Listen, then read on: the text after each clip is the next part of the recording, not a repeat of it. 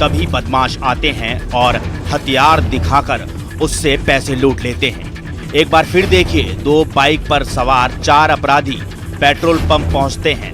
तभी उनमें से एक कर्मचारी के पास पहुंचकर जेब से रिवॉल्वर निकालकर उस पर तान देता है और उससे पैसा भरा बैग मांगता है। डरा सहमा कर्मचारी बदमाशों को पैसों से भरा बैग थमा देता है और अपराधी आराम से निकल जाता है।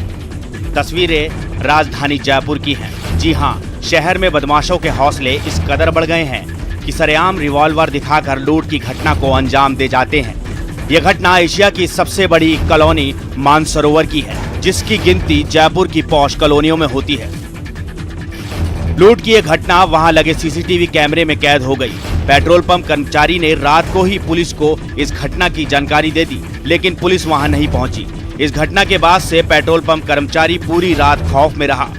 सुबह पंप सुपरवाइजर ने फिर से पुलिस को फोन किया, तब जाकर पुलिस 7:15 पर वहां पहुंची।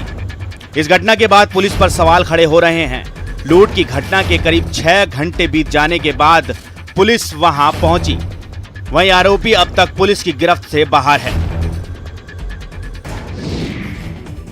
ये इंतजाम कानून के रखवालों के लिए, ताकि उन्हें जिंदगी की बुनियादी सहूलतें हासिल हो सकें, वो बेफिक्र होकर अपने फर्ज को अंजाम दे सकें, अमन और समाज के दुश्मनों को सलाखों के पीछे धकेल सकें, अपराधियों में खौफ और आम आदमी में विश्वास बहाल कर सकें।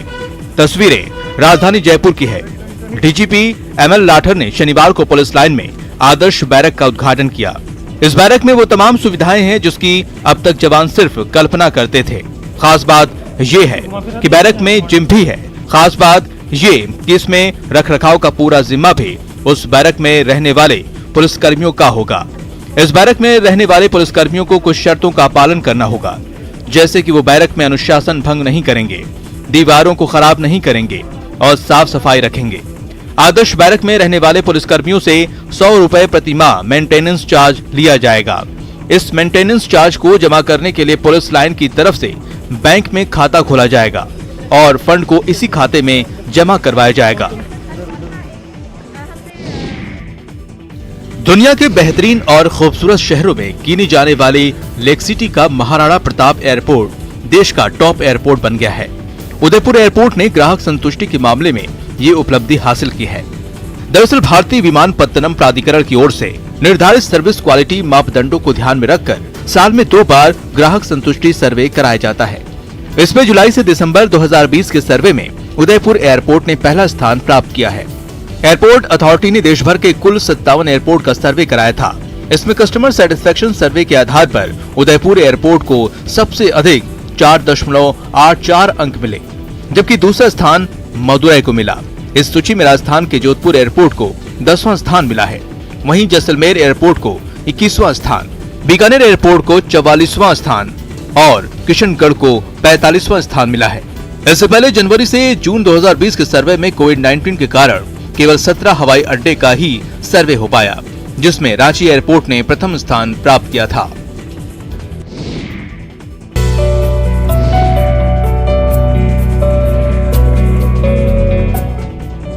जिस हरियाली को देखकर आपका मन बाग बाग हो रहा है, उसकी नींव कबाड़ पर रखी है। जी हाँ, पौधे लगाने के लिए मटकी, कोल्ड ड्रिंक की बोतल, थर्माकोल बॉक्स, नमकीन की थैली और पुरानी जींस का इस्तेमाल किया गया है। यकीन नहीं हो रहा ना, लेकिन बाड़मेर में कबाड़ से कुदरत सहेजने का आइडिया अमल में लाया जा रहा है। लक्ष्मीपुरा निवासी आनंद डागा इसी कमाल से पर्यावरण के प्रति अलख जगा रहे हैं। आनंद को कुदरत से इतना प्यार है कि उसने कबाड़ को ही कुदरत को सहेजने का आधार बना दिया। घर के कबाड़ को उसने पौधों का आधार बना लिया। डागा ने छत की मुंडेर पर 400 से अधिक किस्म के पौधे लगाए हैं।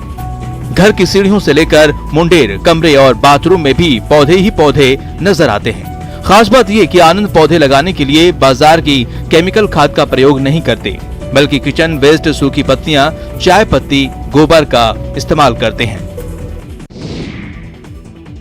चलिए अब आपको दिखाते हैं कुछ अन्य राज्यों की खबरें।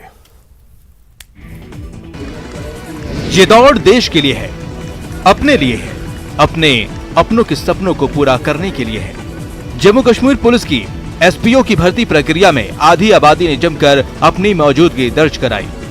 सर, हमें कुछ करके दिखाना है देश के लिए। जो देश में बढ़ रहे भ्रष्टाचार वगैरह, जो लड़कियों के साथ आजकल रेप वगैरह बहुत हो रहे हैं, हम इसको रोकना चाहते हैं। 5 दिनों की ये रैली कठुआ जिले के लिए आयोजित की गई थी। मिली जानकारी के मुताबिक 2836 उम्मीदवारों ने इस भर्ती के लिए आवेदन किया था, जिनमें 500 महिलाएं शामिल थीं। की जो स्पेशल रिक्रूटमेंट ड्राइव चल रही है, आज उसका लास्ट डे है। ये ड्राइव हमने 15 तारीख को शुरू की थी और ये आज लास्ट डे है। और लास्ट डे हमने स्पेसिफिकली फीमेल कैंडिडेट्स के लिए रखा हुआ था। आज हमारे पास जो टोटल जो एप्लीकेशन फॉर्म्स हैं, तो 415 फीमेल कैंडिडेट्स ने यहाँ पर अप्लाई किया हुआ है। अपने इनोवेशन के लिए जाने जाने वाले सोनम वांगचुक ने एक बार फिर कमाल किया है। उन्होंने एक तरकीब निकाली है जिससे सरहद की सुरक्षा में तैनात सेना के जवानों को भीषण ठंड से राहत मिल सकेगी। उन्होंने अपने ट्विटर हैंडल पर कुछ तस्वीरें शेयर की है। इसमें वो एक खास किस्म के मिलिट्री टेंट के बारे में बता रहे हैं, जो माइनस तापमान में भी अंदर से गर्म रहता है। सोनम ने इसे सोलर हीटेड मिलिट्री टेंट नाम दिया है। सोनम ने ट्वीट करते हुए बताया कि रात के 10 बजे जहां बाहर का तापमान -14 डिग्री सेल्सियस था, वहीं टेंट के भीतर का तापमान +15 डिग्री सेल्सियस था। यानी टेंट के बाहर के तापमान से टेंट के भीतर का तापमान 29 डिग्री सेल्सियस ज्यादा था। इस टेंट के अंदर भारतीय सेना के जवानों को लद्दाख की सर्द रातें गुजारने में काफी आसानी होगी। इस सोलर हीटेड मिलिट्री टेंट की खासियत ये है कि ये सौर ऊर्जा की मदद से काम करता है। एक टेंट में 10 जवान रह सकते हैं। इसका वजन 30 किलो से भी कम है। सोनम वांगचुक पर ही सुपरहिट फिल्म 3 इडियट बनी थी। इस फिल्म में आमिर खान ने सोनम वांगचुक की भूमिका निभाई थी।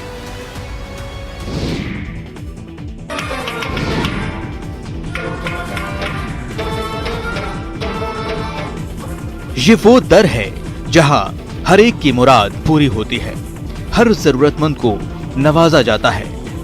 जी हां, श्रीनगर में सूफी संत सैयद हजरत अहमद साहिब का दरबार सज गया है।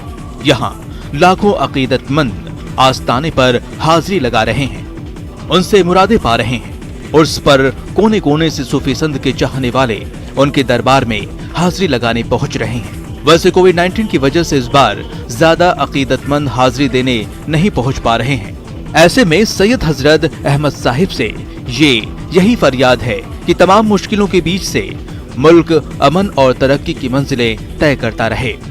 ये जो सूफियत है, सूफीज़म जिसको हम बोलते हैं, ये अब दुनिया में ख़त्म हुआ है और ख़त्म हो रहा है। इसकी बहुत वजूहात है और ख़ासकर जो सूफियत है, जो सूफीज़म है, ये एक वो चीज़ है कि जिसमें यकसान है हर मज़हब का, चाहे हिंदू है, मुस्लिम है, सिख है, हर एक मज़हब का यकसान है। यकीन नहीं हो रहा ना, और हो भी कैसे। अब तक आपने बंदरों के उत्पात की ही तस्वीरें जो देखी हैं, लेकिन उत्तर प्रदेश के प्रतापगढ़ के एक हनुमान मंदिर में सुंदरकांड पाठ के दौरान एक ऐसा वाकया हुआ जिसे देख लोग हैरान रह गए। हुआ यूं कि पाठ के दौरान अचानक एक बंदर मंदिर में घुस आया। लोग घबराकर इधर उधर देखने लगे, लेकिन बंदर ने कोई गड़बड़ी करने की बजाय सलीके से बैठकर रामायण को कुछ यूं देखना शुरू कर दिया जैसे वो पढ़ रहा हो। अब ये वीडियो सोशल मीडिया में खूब वायरल हो रहा है। ये वाकया प्रतापगढ़ की कुंडा कोतवाली क्षेत्र के सुभाष नगर स्थित हनुमान मंदिर का बताया जा रहा है कि पिछले मंगलवार मंदिर में सुंदरकांड का पाठ रखा गया था। शाम को श्रद्धालु पाठ कर रहे थे कि 7 बजे के करीब अचानक एक बंदर वहां आ गया। उसने हनुमान जी की प्रतिमा के सामने रखी रामायण उठाई और वहीं बैठकर पन्ने पलटने लगा। कुछ लोगों ने इस पूरे वाकये का वीडियो बनाकर सोशल मीडिया में वायरल कर दिया। मंदिर में बंदर के रामायण पढ़ने की सूचना पर वहां देखते ही देखते गांव वालों की भीड़ जुट गई। कुछ लोगों ने इसे हनुमान जी के स्वरूप का दर्शन बताते हुए पूजा अर्चना भी की। करीब 20 मिनट तक वहां रुकने के बाद बंदर चला गया। अब सोशल मीडिया में वायरल हो रहा वीडियो चर्चा का विषय बना हुआ है। हर कोई इस वाकये से हैरान है। बहुत से लोग इसे चमत्कार मान रहे हैं। बनारसी लंगड़ा आम और राष्ट्रीय पक्षी मोर, फूलों से बनाई गई तरह तरह की आकृतियां ऐसी कि देखने वाला दांतों तले अंगुलियां दबा ले। तस्वीरें वाराणसी की हैं। कंपनी बाग में उद्यान विभाग की ओर से शनिवार को फल, पुष्प और शाक भाजी प्रदर्शनी आयोजित की गई। सैकड़ों प्रजाति के रंग बिरंगे फूल, फल और सब्जी ने लोगों का मन मोह लिया। वहीं कांटों से भरे कैक्टस, 50 साल के बोनसाई पीपल और पाकड़ आकर्षण का केंद्र रहे। प्रदर्शनी के पहले दिन BHU IIVR कृषि विज्ञान केंद्र के वरिष्ठ वैज्ञानिकों ने प्रदर्शित की गई किसानों के तमाम उत्पादों का निरीक्षण कर उनको पहले, दूसरे और तीसरे स्थान का दर्जा दिया और दूसरे दिन इन्हें पुरस्कृत किया। प्रदर्शनी में मशरूम उत्पादन, मधुमक्खी पालन, ड्रिप स्प्रिंकलर सिंचाई का स्टॉलों पर लाइव प्रदर्शन किया गया। सीखने के लिए अलग अलग किसान अलग अलग रेंज की अपनी सब्जियां लाए हैं, फूल लगाए हैं, उससे एक दूसरे से बात होती है, उससे सब लोग जानकारी होते हैं। एक दूसरे का देख के नया नया उत्साह होता है कि हम इससे अच्छी उत्पादन करेंगे, हमारी क्वालिटी, हम प्रथम पुरस्कार पाएंगे, एक शौक होता है। और ये हर साल हमारे सरकार की योजना है कि हर साल अच्छे अच्छे पुष्प की प्रदर्शनी लगाई जाती है देखने के लिए। मत्स्य कृषि में मशीनीकरण के अंतर्गत छोटे ट्रैक्टर, पावर टिलर, सिकेटियर से संबंधित राजकीय और निजी स्टॉलों के माध्यम से किसानों और आम जनमानस को जानकारी दी गई। लोकसभा अध्यक्ष ओम बिरला शनिवार को गोरखनाथ पहुंचे। एयरपोर्ट पहुंचने पर उनका जोरदार स्वागत किया गया। इसके बाद ओम बिरला ने गोरखनाथ मंदिर जाकर गुरु गोरखनाथ का पूजन अर्चन किया। महंत दिग्विजयनाथ और महंत अवैधनाथ की प्रतिमा के सामने शीश नवाया।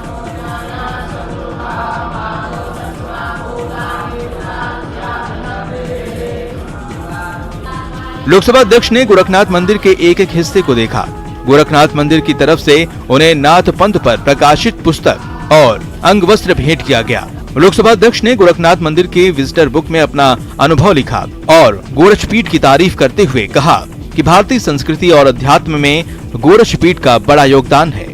आज भी हमारा आध्यात्मिक संस्कृति गांव से लेकर पूरे देश में है, तो गुरु गोरक्षनाथ जी की कृपा रही है, उनके संस्कार रहे, उनके विचार रहे, उनकी पीठ के कारण हजारों लोग, लाखों लोग देश भर के अंदर आज मंदिर में पूजा अर्चना, आध्यात्मिक ध्यान देने का काम कर रहे हैं।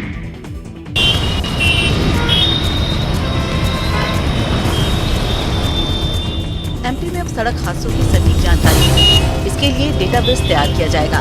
ये डाटा एक एप्लीकेशन IRAD के जरिए उपलब्ध होगा। प्रदेश के 11 जिलों में इस व्यवस्था को लागू किया जाएगा।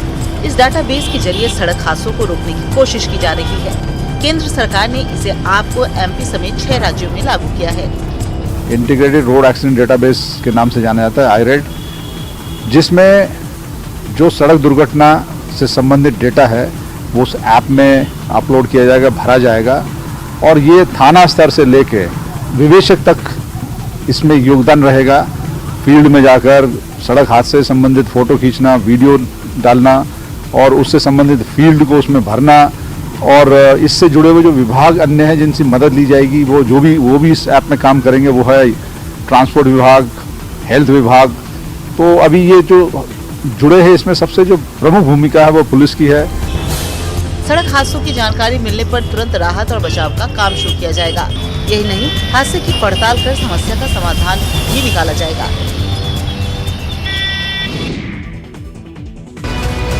देश की राजधानी दिल्ली से हैरान कर देने वाला एक वीडियो सामने आया है, जिसमें हथियारबंद बदमाशों ने एक प्रॉपर्टी डीलर के ऑफिस में काम करने वाले एक कर्मचारी को गोली मार दी, जिसमें वो घायल हो गया। दिन दहाड़े हुई इस घटना की तस्वीरें वहां लगे एक CCTV कैमरे में रिकॉर्ड हो गई, जिसमें एक तस्वीर में प्रॉपर्टी डीलर के ऑफिस में 2 बदमाश वहां काम करने वाले एक कर्मचारी के पीछे पीछे दाखिल होते दिखे। एक बदमाश के हाथ में पिस्तौल दिखाई दी, जिसने दूसरे बदमाश के इशारे पर पीछे से कर्मचारी के एक पैर में गोली मार दी। इससे पहले कि कर्मचारी कुछ कर पाता, बदमाश ने उसके दूसरे पैर में भी गोली दाग दी। दोनों पैरों में गोली लगने के बाद वो आदमी पास में मौजूद सोफे पर बैठ गया, जबकि दोनों बदमाश वहां से निकल गए। लेकिन थोड़ी दूर जाने के बाद एक बदमाश लौटा और उसने उसके हाथ में एक पर्चा थमा दिया। इससे पहले दोनों बदमाश उस कर्मचारी से बातचीत करते नजर आए, जबकि थोड़ी ही दूरी पर उनका एक साथी बाइक पर बैठा नजर आया। इस घटना के बाद पुलिस ने केस दर्ज कर बदमाशों की तलाश शुरू कर दी है। दिल्ली में यूथ कांग्रेस के कई कार्यकर्ताओं ने तेल और गैस की कीमतों में लगातार हो रही बढ़ोतरी के खिलाफ प्रदर्शन किया। देश के कुछ इलाकों में पेट्रोल 100 रुपए के करीब तो कुछ इलाकों में 100 रुपए के पार चला गया है और यही वजह रही कि यूथ कांग्रेस के कई कार्यकर्ता इसका विरोध करने के लिए सड़कों पर उतर आए। प्रदर्शन में शामिल हुए कुछ लोगों ने शर्ट उतारकर अपना विरोध जताया और नारे लगाते हुए सरकार के खिलाफ अपना गुस्सा दिखाया। पेट्रोल के दाम इतना ही नहीं, इस प्रदर्शन में कुछ महिलाएं लकड़ी के चूल्हों पर खाना बनाती हुई दिखाई दी। ये लोग गैस की बढ़ी कीमतों का विरोध कर रही थी, लेकिन ये हंगामा तब और बढ़ गया जब प्रदर्शनकारी पेट्रोलियम मंत्रालय की तरफ जाने पर अड़ गए। हालांकि ऐसे किसी हालात से निपटने के लिए वहां बैरिकेड्स लगाकर पहले से पुलिस वाले मुस्तैद थे, जिन्होंने उनके मंसूबों को नाकाम कर दिया। यूथ कांग्रेस ने पेट्रोल, डीजल और गैस के दाम को कम नहीं करने पर केंद्र सरकार के खिलाफ बड़े आंदोलन की चेतावनी दी है। ये एलपीजी की विदाई यात्रा है, क्योंकि बढ़ी कीमतों के बाद इसे अफोर्ड करना आम आदमी के बूते की बात नहीं रही। तस्वीरें गोवा की राजधानी पणजी की हैं। शनिवार को महिला कांग्रेस कार्यकर्ताओं ने एलपीजी गैस की कीमतों में वृद्धि के खिलाफ जमकर प्रदर्शन किया। उन्होंने लकड़ी के चूल्हे पर खाना बनाकर इस बढ़ोतरी का विरोध किया और एलपीजी को आग के हवाले कर अपना विरोध जताया। There was a time when gas cylinder in 2014 when Congress was ruling was just rupees 2014. It was just 400 rupees. But this Nautanki queen, whom we call as Smriti Irani, who's a good actress, is today, you can see her, she is blushing when the rate of the gas cylinder is 800. We condemn. बता दें कि बढ़ती कीमतों के खिलाफ कांग्रेस देश भर में सड़कों पर प्रदर्शन कर रही है। मालूम हो कि राजधानी दिल्ली में लगातार 12वें दिन पेट्रोल और डीजल की कीमतों में उछाल आया। शनिवार को दिल्ली में पेट्रोल की कीमतों में 39 पैसे और डीजल की कीमतों में 37 पैसे की बढ़ोतरी दर्ज की गई। अल्पसंख्यक मामलों के मंत्री के साथ खाट पर बैठकर चाय की चुस्कियां लेते रक्षा मंत्री की ये तस्वीरें दिल्ली से आई हैं। रक्षा मंत्री राजनाथ सिंह ने रविवार को जवाहरलाल नेहरू स्टेडियम में हुनर हाट का उद्घाटन किया। मैंने फैसला किया कि इस बार भी मैं हुनर हाट में जाऊंगा और हुनर में हाट में आकर और अपने कलाकारों, दस्तकारों की प्रतिभा, क्षमता को देखकर केवल मैं ही प्रभावित नहीं हुआ हूं, मैं समझता हूं कोई भी व्यक्ति आएगा तो सहज रूप से वो उससे प्रभावित होगा। हुनर हाट देश के हुनर को एक व्यवस्थित मंच देने का काम कर रही है। हुनर हाट ने ही दाल बाटी चूरमा और हनी हंटर को पूरे देश में लोकप्रिय बनाया है। बहरहाल केंद्रीय अल्पसंख्यक कार्य मंत्रालय की ओर से हुनर हाट का आयोजन किया जा रहा है, जो 1 मार्च तक चलेगा। इसकी थीम वोकल फॉर लोकल रखी गई है। इसमें सभी राज्यों से 600 से अधिक महिला और पुरुष शिल्पकार शामिल हुए हैं। सचमुच आत्मनिर्भर भारत बनाने में ऐसे आयोजन खासी महत्वपूर्ण भूमिका निभा सकते हैं।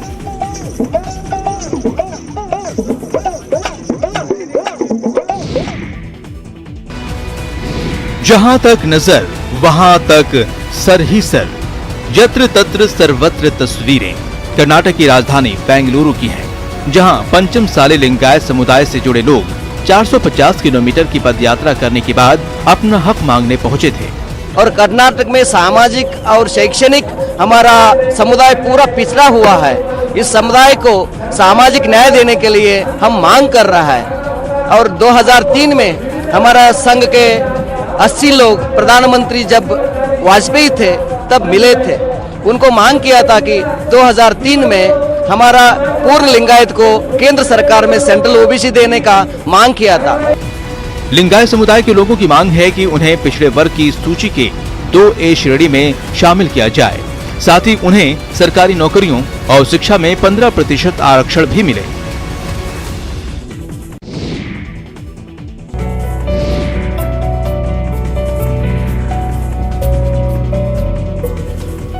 सेहत का खजाना ड्राई फ्रूट्स, दिल लुभाते रंग बिरंगे परिधान और रोजमर्रा के जीवन में काम आने वाली तमाम चीजें कोविड-19 से सुस्त पड़ी रफ्तार को नई गति देने के लिए घरेलू उद्योग से अपने और अपने अपनों का पेट पालने वालों के चेहरे पर मुस्कान लाने के लिए ओडिशा की राजधानी भुवनेश्वर में 17वां India international mega trade fair का आयोजन हुआ है, जिसमें हिंदुस्तान के ही नहीं बल्कि पड़ोसी अफगानिस्तान से भी कारोबारी आए हैं। I'm from Afghanistan. We came here. We're doing participate into Mega Trade Fair. We bring like some kind of dry fruits to here to showing for people, Indian people. This is an international trade fair organized by CREDAI and also support given by the Chamber of Commerce Odisha and Chamber of Commerce West Bengal. the main intention of this program to boost this sector. दिखाते हैं कुछ अंतर्राष्ट्रीय खबरें। America के Denver से दिल दहला देने वाली तस्वीर सामने आई है। यहाँ के इंटरनेशनल एयरपोर्ट से टेक ऑफ करने के बाद यूनाइटेड एयरलाइंस की फ्लाइट 328 में आग लग गई और आग की लपटों के साथ ये प्लेन धू-धू कर जलने लगा। फेडरल एविएशन एडमिनिस्ट्रेशन ने बताया कि होनोलुलु जा रहा बोइंग 777 विमान टेक ऑफ के फौरन बाद एक इंजन फेल होने के चलते वापस लौट आया। उड़ान के बाद इंजन फेल होने से इसमें आग लग गई थी, जिसका वीडियो एक यात्री ने बनाया और अब वो वायरल हो रहा है। इस विमान में 10 लोगों के क्रू के साथ 231 लोग सवार थे। एक यात्री ने बताया कि उड़ान के कुछ ही मिनटों बाद एक भयानक धमाका सुनाई दिया। उन्होंने खिड़की से बाहर देखा तो इंजन ही गायब था। इस वक्त प्लेन 1000 फीट की ऊंचाई पर था। राहत की बात यह है कि इंजन में आग लगने की खबर के बाद इसके पायलटों ने प्लेन को वापस एयरपोर्ट पर सुरक्षित लैंडिंग कराने में सफल हो गए और सबकी जान बच गई। स्पेन के बार्सिलोना में गायक पाब्लो हसेल की गिरफ्तारी के विरोध में शुरू हुआ आंदोलन हिंसक हो गया। राजशाही का विरोध करने वाले पाब्लो हसेल को 4 दिन पहले गिरफ्तार किया गया था, जिसके बाद से उसके हजारों समर्थक बार्सिलोना की सड़कों पर हैं। एक दिन पहले तो उसकी रिहाई की मांग कर रहे लोगों ने पूरे शहर में जमकर तोड़फोड़ और आगजनी की। सड़कों पर रखे कूड़ेदानों को वो एक जगह जमा कर उनमें आग लगाने लगे। चंद मिनटों में ही पूरा शहर सुलग उठा। आग के शोले और धुएं से पूरा इलाका दहशत से भर गया। भीड़ को काबू करने के लिए पुलिस भी पूरी तैयारी के साथ रास्तों पर मुस्तैद दिखी, लेकिन लोगों के गुस्से को शांत करना उनके लिए भी आसान नहीं रहा। वहां से सामने आई एक तस्वीर में कुछ लोग एक बैंक के अंदर शीशे तोड़कर घुसते हुए दिखाई दिए। इतना ही नहीं, प्रदर्शन में शामिल कुछ लोगों ने बैंक के अंदर तोड़फोड़ भी की। हालात बिगड़ते देख वहां के प्रधानमंत्री भी मीडिया के सामने आए और लोगों से कानून को हाथ में नहीं लेने की अपील की। precisamente porque la violencia no es una libertad. पिछले 4 दिनों से जारी इस प्रदर्शन में हिंसा भड़काने के आरोप में करीब 100 लोगों को गिरफ्तार किया जा चुका है। इंडोनेशिया की राजधानी जकार्ता में भारी बारिश के बाद आई बाढ़ ने वहां के कई इलाकों में भारी तबाही मचाई है और इस तबाही की वजह से हजारों लोग बेघर हो गए हैं। बाढ़ से बेबस लोगों को सुरक्षित ठिकानों तक पहुंचाने में वहां की सरकार ने अपनी पूरी ताकत झोंक दी है और पानी से घिरे हजारों लोगों को नाव की मदद से ऊंची जगहों पर भेजा गया है।